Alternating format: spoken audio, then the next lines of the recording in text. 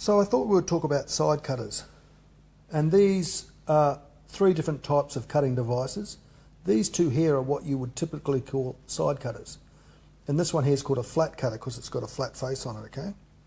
Now side cutters have teeth pretty much most of the way along, but some of them, like this particular one, has a hole here. So there's no teeth where that hole is, so it won't cut there.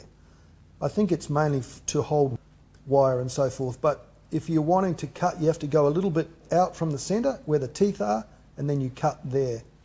Now, because side cutters work off leverage, if you're trying to cut a piece of wire, if you're cutting way out here at the end, it takes a lot more force than cutting a piece of wire up here close to where the main force of the cut works.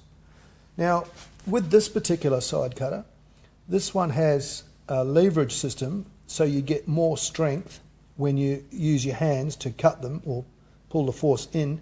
These ones have double the force, so you need less strength from your hand to make them work properly, okay? But, you know, these are typical side cutters. They're a fantastic tool.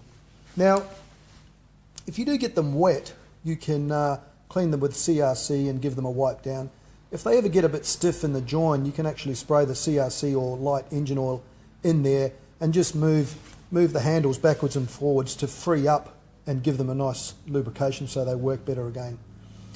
They're fantastic tools. These ones are not designed to be used with mains power of your house because they're not insulated correctly for high voltage, okay? These are mainly designed for the automotive industry and maybe builders and so forth.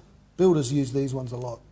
Now, just so you're aware, I have another pair of pliers here, and you can use these to cut.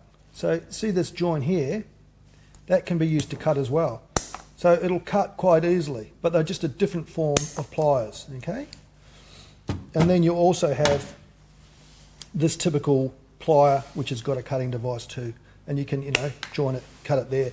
And this one you can cut all the way through. There's no hole like this. This has a hole, this one doesn't. So this you can go all the way to the beginning and it'll cut quite happily. But they're all a fantastic set of tools. Look after them, give them a wipe down every now and then and a clean, and they'll look after you. Now, if you're going to buy a set of side cutters from the tool merchant, just remember that there's different types of quality. So if you want, if you're going to work in the industry for a long time, you know, you can buy a set of side cutters that have a lifetime warranty, and if they break or snap, you can return them and they will replace them.